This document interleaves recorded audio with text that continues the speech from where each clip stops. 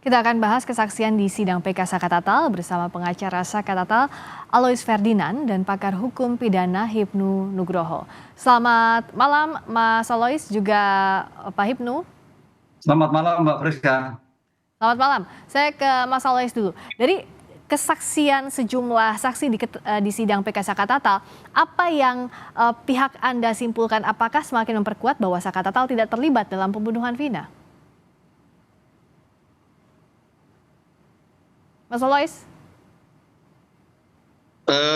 Terima kasih. Ya, kedengeran. Ya. Kebetulan saya menggantikan Pak Alois, salah satu tim dari pengacara Oke, dengan Mas siapa? Nama saya Herudin, Mbak. Mas Hairudin. Terima kasih. Ya. Silakan Mas Hairudin. Ya, setelah mendengarkan banyak sekali keterangan saksi tadi, mulai dari tadi pagi sampai menjelang malam, saya dalam beberapa kali live di media, pertanyaan pertama yang saya sampaikan adalah, karena saya berlatar belakang hukum pidana, saya sampaikan dan saya tanyakan berhubungan dengan hukum pembuktian. Okay. Alat bukti lain apa yang digunakan selain mengejar pengakuan? Saya sampaikan seperti itu. Sebelumnya pernah dijawab, salah satunya dalam bentuk saintifik adalah visum. Nah, disebutkan bukti visum tidak sedikit pun mengarah ke siapa pelakunya. Misalnya berhubungan dengan visum pemerkosaan. Sekalipun ada, tidak pernah dites DNA siapa pemilik sperma tersebut. Kemudian yang kedua, bahwa terjadi kematian. Sedangkan dalam kesimpulan visum hanya menyebutkan terjadi kematian tidak wajar, tapi tidak menjelaskan siapa yang melakukan pembunuhan. Okay.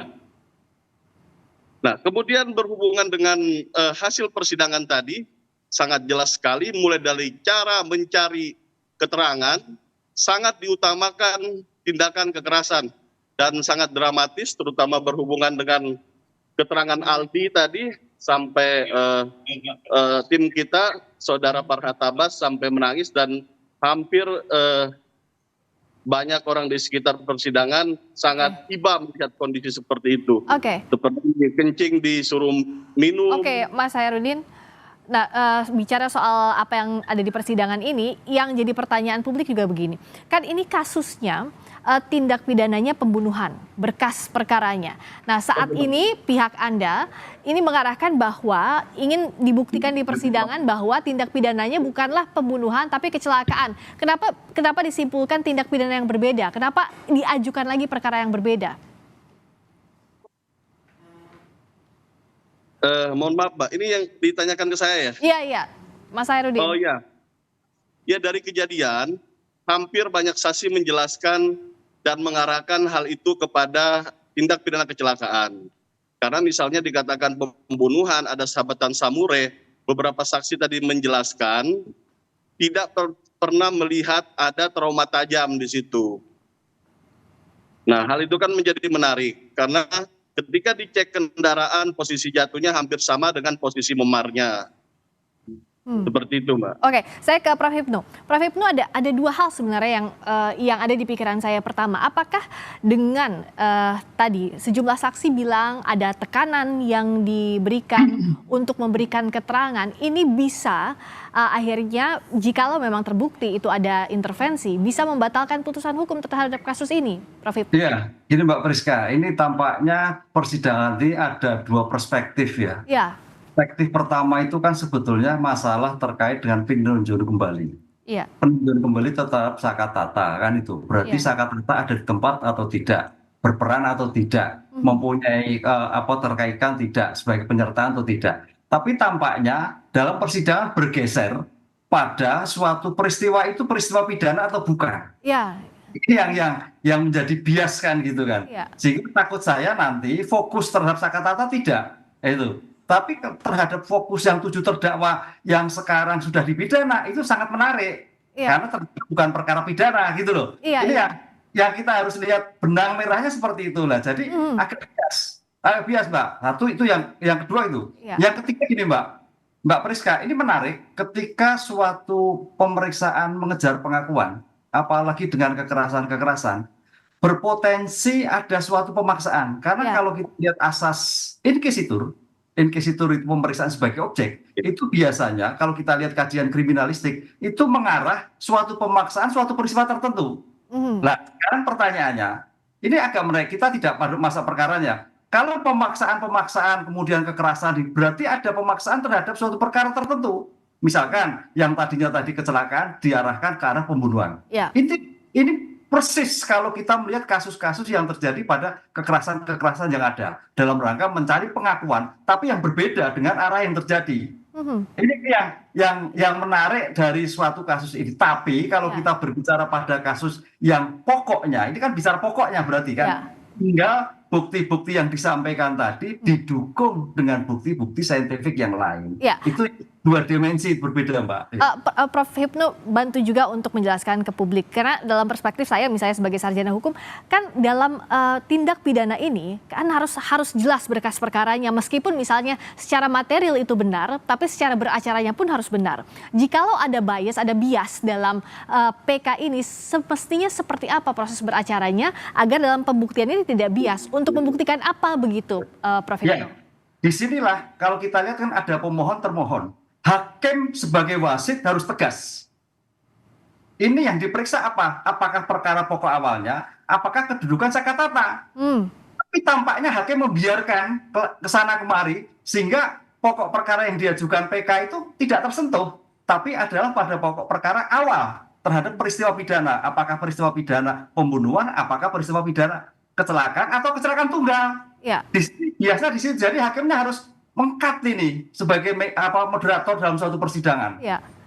Nah, Mas Hairudin tadi untuk menjelaskan juga ini sebenarnya fokus dari tim Anda apakah lebih ke membuktikan soal sakatatalnya atau pokok perkara awalnya seperti yang tadi disampaikan Prof. Hipnu. Apa yang ingin jadi fokus di persidangan ini? Ya, kami berprinsip dalam perkara ini tidak ada yang bias, Pak Hipnu. Ini dikarenakan jelas poin pertama, ketika dalam peristiwa kejadian yang dituduhkan tidak pernah sakatatal berada di lokasi. Nah, pertimbangan pertama adanya kecelakaan, kami dalam PK lebih sepakat adanya kecelakaan tunggal karena dibuktikan oleh saksi yang lain. Tapi fokus kami ingin menjelaskan bahwa tidak pernah ada peristiwa pembunuhan, apalagi pemerkosaan. Nah, memang tidak secara jelas disebutkan dalam persidangan, tapi dalam pertimbangan uraian kami sudah kami sampaikan. Memang fokus dari hakim dari tadi menjelaskan tentang nopum, mulai dari nopum foto nomor 1 sampai nomor 5, kemudian nopum keterangan saksi-saksi seperti Liga Akbar dan Liga Akbar dengan Liga Akbar dengan Ripaldi yang sangat dramatis yang kita saksikan tadi. Kalau secara ilmu pembuktian, mungkin sama saya dengan Bapak, secara alat bukti sangat lemah sekali. Satu alat bukti saja belum tentu bisa diterima, karena itu bentuknya pengakuan. Sesuai sekali dengan penjelasan dari Kapolri melalui Wakapolri, menjelaskan bahwa cara pengungkapan suatu peristiwa pidana tidak dilakukan dengan scientific crime investigation. Oke. Itu yang perlu diperhatikan. Nah, alat bukti yang bisa dipertanggungjawabkan secara saintifik untuk bisa diakui sebagai novum dari pihak Anda apa saja? Tidak ada, menurut kami tidak ada, termasuk visum. Karena tantangan pertama saya, setiap ada live di TV, saya sampaikan alat bukti apa saja atau alat bukti apa selain mengejar keterangan saksi yang bisa dijadikan alat bukti. Disebutkan visum tidak relevan. Kenapa saya bilang tidak relevan? Karena tidak menjelaskan siapa yang melakukan pembunuhan itu. Kemudian di visum menyebutkan hanya trauma tumpul, sedangkan di putusan disebutkan trauma tajam. Dan beberapa saksi melihat bahwa tidak ada sabetan samurai sebagaimana dalam dakwaan jaksa. Oke, nah Prof. Hipnu, kalau dari kasus ini pembuktiannya tadi menurut kuasa hukum bahwa ini tidak bias, tapi agar nanti kan kalau bicara soal putusan itu input dan output harus sama ya Prof ya. Jadi inputnya apa, sidangnya apa, prosesnya keluarnya juga harus sama terkait itu. Nah, bagaimana agar ini inline dari mulai inputnya sampai outputnya sampai keputusan nanti? Ya, makanya saya melihat pokok permohonannya kan PK terhadap sakatata.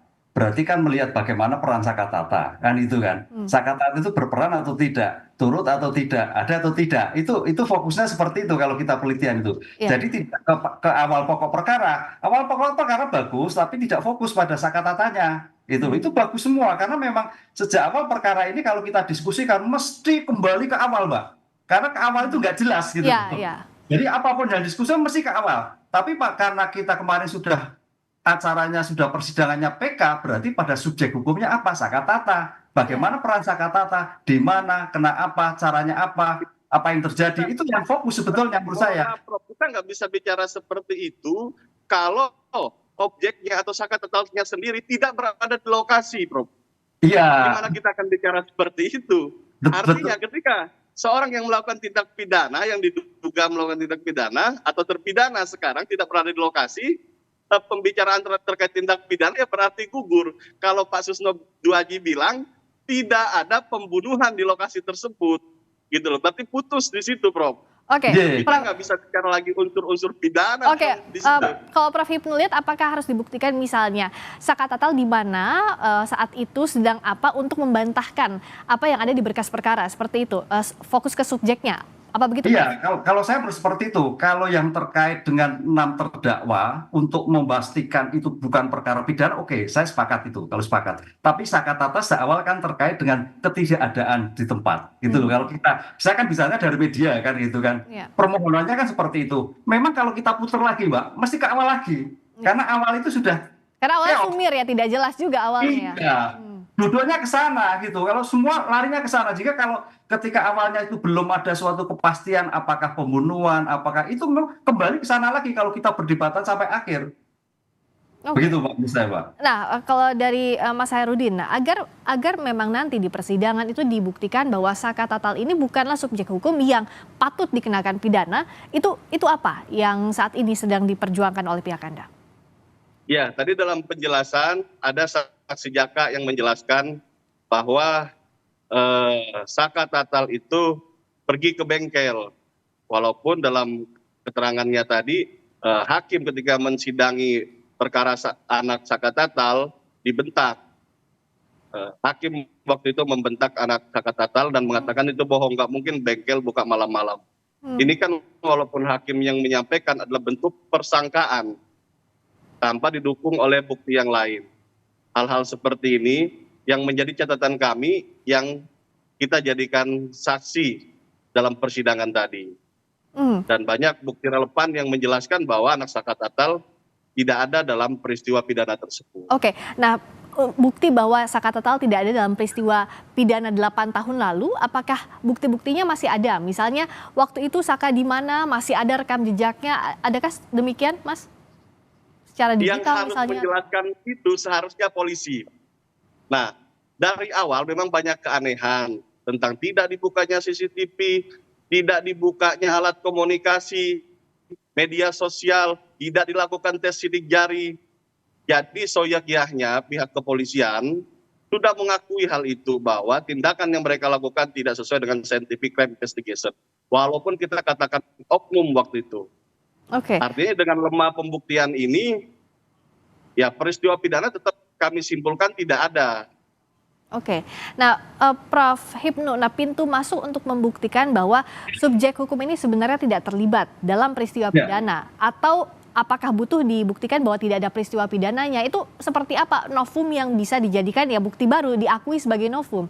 Ya, kalau saya melihat fokus tadi kepada PK Sakatata, fokusnya itu karena Sakatata itu anak yang tidak punya kemampuan bertanggung jawab, anak yang belum paham terjadi suatu peristiwa, anak yang belum tahu keadaan seperti apa yang terjadi ketika itu. Nah, kalau itu yang terjadi dipaksakan itu agak menarik. Berarti Sakatata memang orang yang tidak tahu. Kalau toh ada itu dia tahu apa-apa. Itu kunci saintifik terhadap Sakatata. Karena waktu itu kan anak di bawah umur. Posisi sebagai anak itu ya Prof ya, pintu iya, masuknya. saya melihatnya seperti itu. Kalau kita analisis secara tepatnya, anak ini belum tahu apa-apa. Kok sampai di sana? Apakah sampai di sana? Kan itu Mbak. Nah, itu saya kira menarik untuk bisa lepas Sakatata. Jadi bukan pokok perkara, tapi Sakatata itu posisinya seperti apa? Sebagai subjek hukum karena sebagai anak di bawah umur. Gitu. Oke, berikutnya kalau dari... Yang menarik, ya Prof, silakan. kalau selaku anak yang menarik, karena ini mungkin belum diungkapkan, tidak pernah dilakukan diversi dalam rangka restoratif justice. Penjelasan daripada jaksa menyampaikan ancaman hukuman di atas 7 tahun ke atas tidak ada restoratif justice ataupun diversi. Nah, saya sampaikan di situ, walaupun nggak saya sampaikan di depan media, saya sampaikan di sini bahwa ada kata dan di situ. Dan bukan pengulangan tindak pidana, bukan residip. Artinya itu bentuk akumulatif. Jadi seharusnya wajib dilakukan diversi atas dasar Undang-Undang Sistem Peradilan Anak dan SEMA yang berhubungan dengan diversi ataupun Undang-Undang Perlindungan Anak. Nah, Ini tidak dilakukan. oke, Prof. Hipnu, semestinya ini diangkat ke persidangan? Ya, itu peran penting. Makanya sejak awal kemarin saya katakan, berbicara anak itu bicara subjek, bicara proses. Bicara proses. Kalau sampai diketahui prosesnya itu sampai tidak dilakukan, berarti ada suatu kesalahan, bisa batal. Gitu loh. Ini yang menarik. Anak itu harus bagaimana meletakkan sebagai orang yang jangan sampai trauma ke depan. Gitu, Pak. Makanya hukumannya pun 8 tahun kan, nggak sampai seperti yang lain. Karena anak itu tidak ada pidana mati, tidak ada seumur hidup. Karena berpikir 13 itu maksimal, karena bisa berkembang kehidupannya seperti nanti setelah keluar gitu. Oleh karena itu cara penyelesaian tadi misalkan diversi kenapa tidak dilakukan, itu poin penting, Mbak. Itu nilai yang strategis itu. Bagaimana subjek hukumnya ketika itu sih kata-kata. Itu keren itu kalau itu. Tapi bukan yang lain lah. Ini bisa poin membebaskan kata-kata kalau sudah masuk seperti itu.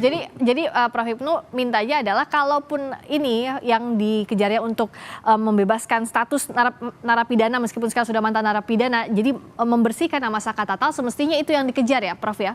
Menurut saya seperti itu, Mbak Prisya. Oke, Pak Hairudin, terakhir saja apa yang disiapkan untuk memperkuat bukti bahwa Saka Tatal tidak terlibat? Artinya apa bukti yang menunjang untuk di persidangan yang akan dihadirkan berikutnya? Untuk berikutnya kita sudah menghadirkan ahli karena pesan dari Prof. Hipnu, ahli anak pun kita hadirkan. Ahli berhubungan dengan manajemen penyidikan, Bapak Susno Duaji, Ugroseno kita hadirkan. Berhubungan dengan ahli hukum pidana Pak Muzakir kita hadirkan. Berhubungan dengan psikologi forensik Indra Giri kita hadirkan. Ya mudah-mudahan dapat memberi petunjuk untuk semakin terangnya ada atau tidak peristiwa pembunuhan ataupun pemerkosaan ini. Baik. Demikian. Nanti kita akan lihat berikutnya adalah masih dalam PK Saka Tatal untuk membuktikan apakah terlibat atau tidaknya Saka Tatal. Pembuktian terus dilakukan dengan ahli berikutnya yang akan dihadirkan di muka sidang. Terima kasih Mas Hairudin, terima kasih Prof. Hipnu Nugroho, pakar hukum pidana. Selamat malam.